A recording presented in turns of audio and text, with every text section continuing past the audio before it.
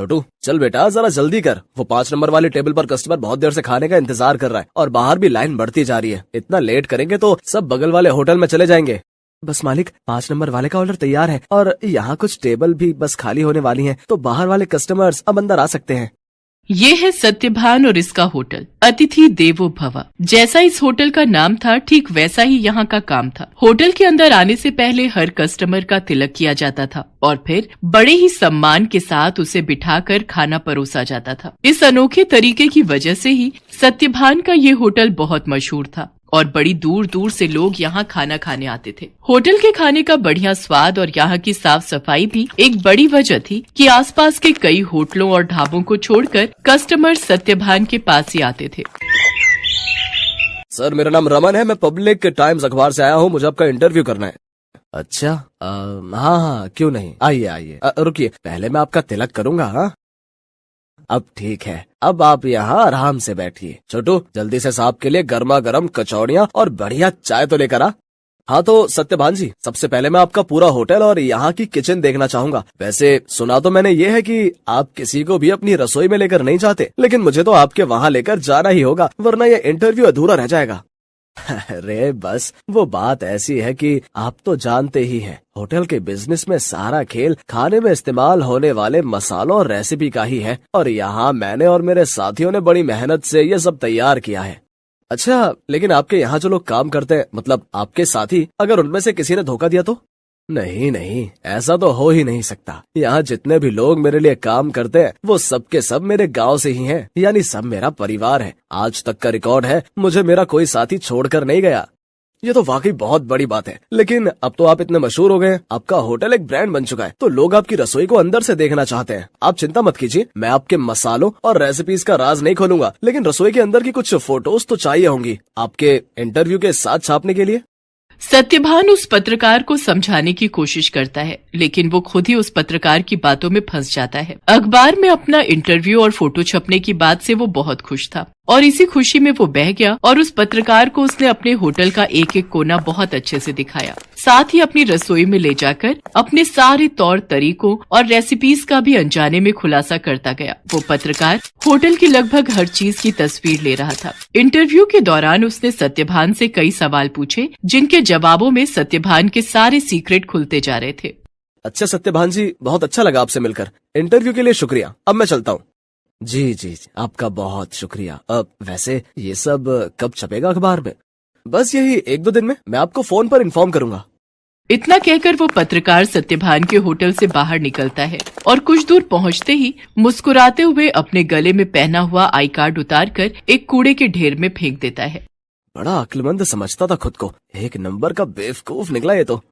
असल में ये आदमी कोई पत्रकार था ही नहीं, पास ही मौजूद एक दूसरे होटल के मालिक का रिश्तेदार था, जो पत्रकार बनकर सत्यभान के सारे सीक्रेट जानने के लिए उसके पास गया था। ये आदमी अपने मकसद में पूरी तरह से कामयाब हो चुका था। इधर सत्यभान रोज सुबह के अखबार में अपने इंटरव्यू के छपने का इंतजार कर रहा था। जा छोटू, देख तो अखबार आ गया होगा। अब तो पूरे 4 दिन हो लिए, आज तो पक्का अपनी फोटो छपी होगी। छोटू फौरन उस दिन का अखबार लेकर आता है, लेकिन बीते दिनों की तरह उसमें भी सत्यभान और उसके होटल का जिक्र तक नहीं था। ये देखकर सत्यभान उदास हो जाता है। ऐसा कई दिनों तक होता रहा। फिर सत्यभान ने उम्मीद ही छोड़ दी और ये सब कुछ भुला दिया। फिर एक दिन अचानक सत्यभान के होटल में रेड पड़ जाती है। फूड इंस्पेक्टर अपने कुछ आदमियों के साथ सत्यभान के होटल पहुंचते हैं और वहां मौजूद हर चीज की जांच करने लगते हैं। देखिए, हमें आपके होटल के खिलाफ शिकायत मिली है कि आप खाने में नकली सामान का इस्तेमाल करते हैं। ये कैसी बातें कर रहे हैं आप? सालों से मैं इस होटल को चला रहा हूँ, वो भी पूरी ईमानदारी से। अगर ऐसा है तो हमें यहाँ की तलाशी लेने दीजिए। चलिए हटिए यहाँ से।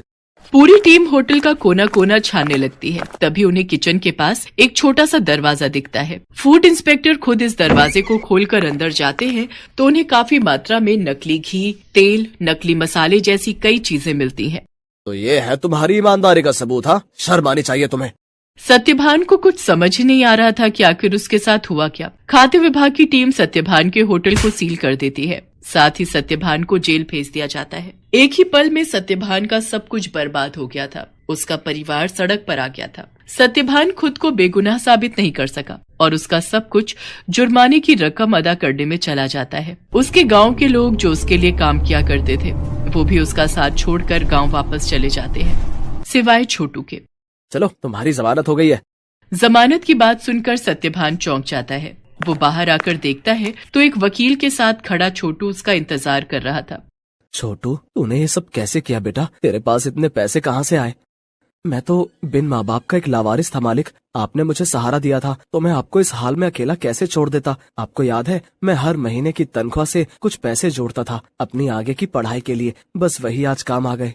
छोटू की बात सुनकर सत्यभान की आंखों में आंसू आ जाते हैं और वो छोटू को गले लगा लेता है। लेकिन अभी भी सब कुछ ठीक नहीं हुआ था। शहर भर में सत्यभान का नाम खराब हो चुका था। इसलिए सत्यभान अपने परिवार और छोटू के साथ शहर छोड़कर अपने गांव चला जाता है। वहाँ बांस के बड़े बड़े जंगल थे जिनके बीचों बीच एक छोटी सी झोपड़ी बनाकर सत्यभान और उसका परिवार रहने लगता है। सत्यभान के पास गुजर बसर के लायक भी पैसे नहीं थे, इसलिए उसे कुछ तो करना ही था। तभी एक दिन उसने गांव के एक बच्चे को एक आधे कटे बांस में कुछ खाते हुए देखा। सत्यभान उस बच्चे के पास गया और उससे बोला, बेटा ये क्या खा रहे हो? ये हरे बांस का अचार है और ये रोटी है। ये बर्तन, ये भी बांस से बना है। वो यहाँ गांव में बांस ही सबसे ज्यादा उगता है ना, तो हम लोग इसी का ज्यादा से ज्यादा इस्तेमाल करते हैं। उस बच्चे की बात सुनकर जैसे सत्यभान के दिमाग के घोड़े दौड़ने लगे। उसने फौरन छोटू को अपने पास बुलाया और उसे कुछ समझाने लगा। फिर अगले दिन तड़के सुबह ही वो छोटू के साथ बांस के जंगल में गया और ढेर सारी बांस की लकड़ियां काट कर ले आया। सत्यभान और छोटू दिन रात लगे रहे और देखते ही देखते उन दोनों ने सिर्फ बांस की मदद से पूरा का पूरा होटल बनाकर तैयार कर लिया, जहां दीवारें भी बांस की थीं और सारे बर्तन भी। अब सवाल ये था कि इस होटल में पकेगा क्या? मालिक आप चिंता मत कीजिए, हमें जाकर सब लोगों से बात करनी चाहिए जो शहर में अपने साथ काम करते थे। मुझे विश्वास है कि वो सब हमारा साथ जरूर देंगे। छोटू की बात मानकर सत्यभान अपने गांव के लोगों से बात करता है। धीरे धीरे गांव के कई लोग उसकी मदद के लिए आगे आते हैं। कई लोग उसे मुफ्त में राशन देते हैं, जिसके साथ हरे बांस का इस्तेमाल करके सत्यभान और छोटू होटल के लिए खाना बनाते हैं। और इस तरह एक बार फिर सत्यभान का होटल चल पड़ता है। लेकिन हालात अब पहले से बहुत अलग थे। कई दिनों तक सत्यभान के होटल में एक भी ग्राहक नहीं आता।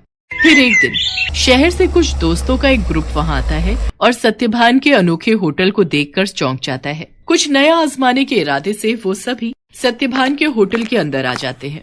सत्यभान उन सब की बहुत ही अच्छे से खातिरदारी करता है और फिर भाई वाह, मजा आ गया। ये तो बिल्कुल ही नया एक्सपीरियंस था। शहर से इतनी दूर इतनी अच्छी सर्विस और उससे भी बढ़िया खाना। सच में बहुत अच्छा लगा यहाँ आकर। और सबसे बड़ी बात, मुझे तो पता ही नहीं था कि बांस को भी खा सकते हैं, वो भी इतने अलग अलग रेसिपीज में। सत्यभान के खाने और अलग किस्म के होटल की तारीफ वो सभी दोस्त अपने दूसरे दोस्तों से जाकर करते हैं, जिसके चलते और भी लोग खास तौर पर सत्यभान के होटल में खाना खाने वहां पर आते हैं। सत्यभान की सर्विस और खाना बहुत जल्दी अपना पहचान बना रहा था। लोग शहर के हाई फाई होटल छोड़कर सत्यभान के पास गांव में आ रहे थे। धीरे धीरे सत्यभान की गाड़ी पटरी पर आने लगती है और उसके पुराने साथी जो गाँव में ही थे वो भी उसके पास काम पर लौट आते हैं। मालिक भगवान की दया से अब सब ठीक हो रहा है, लेकिन अब तक ये समझ नहीं आया कि आखिर वो सब नकली सामान उस दिन अपने होटल में आया कहाँ से। ये पहेली तो सच में सुलझानी ही होगी छोटू। मुझे लगता है मुझे कुछ करना चाहिए। सत्यभान के पास अब इतने पैसे जमा हो चुके थे कि वो अपने खिलाफ रची गई साजिश की जांच करवा सकता था। वो अपने केस को रीओपन करवाता है और एक प्राइवेट डिटेक्टिव की मदद से सारा सच बाहर निकलवाता है। असल में रमन जो सत्यभान के पास पत्रकार बनकर आया था, ये सब उसके और उसके रिश्तेदार की सांठगांठ थी, जो सत्यभान के पुराने होटल के पास ही अपना होटल चलाता था। साथ ही सत्यभान की तरक्की से जलता भी था। रमन के द्वारा जुटाई गई जानकारी की मदद से ही वो सारा नकली सामान रातों रात चुपके से सत्यभान के होटल के अंदर पहुंचाया गया था। प्राइवेट डिटेक्टिव ने सारे जरूरी सबूत जुटा लिए थे, जिनकी मदद से दूध का दूध और पानी का पानी हो गया। दोषियों को सजा मिली और सत्यभान को उसकी खोई हुई इज्जत। शहर में मौजूद सत्यभान की सारी संपत्ति उसे वापस मिल जाती है, जहां सत्यभान फिर से अपना होटल शुरू करता है, लेकिन बिल्कुल नई थीम, नए तौर तरीकों और नई रेसिपीज के साथ। राधापुर गांव में शांता और सुमन नाम की सौतेली माँ और बेटी रहा करती थी। शांता सुमन का बिल्कुल ध्यान नहीं रखा करती थी और उसे बेवजह मारा पीटा करती थी। वो अपने पति किशोर के सामने प्यार जताने का नाटक किया करती थी। ले बेटी कुछ खा ले, दिन पर दिन कमजोर होती जा रही है।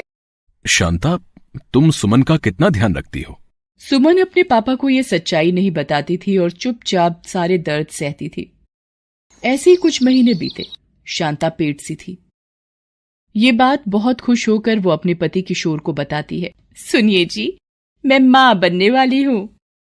सच में? मैं बहुत खुश हूं। तुमने मुझे बहुत बड़ी खुशी दी है। सुमन को पता चलेगा तो वो कितनी खुश होगी। किशोर भी सोचकर खुश होता है। शांता मन ही मन सोचती है, ये अच्छा मौका है इस लड़की को घर से निकालने का। इसने मेरी नाक में दम कर रखा है। अब तो इसको निकलना ही पड़ेगा घर से, नहीं तो ये मेरे बच्चे का हिस्सा भी खा लेगी।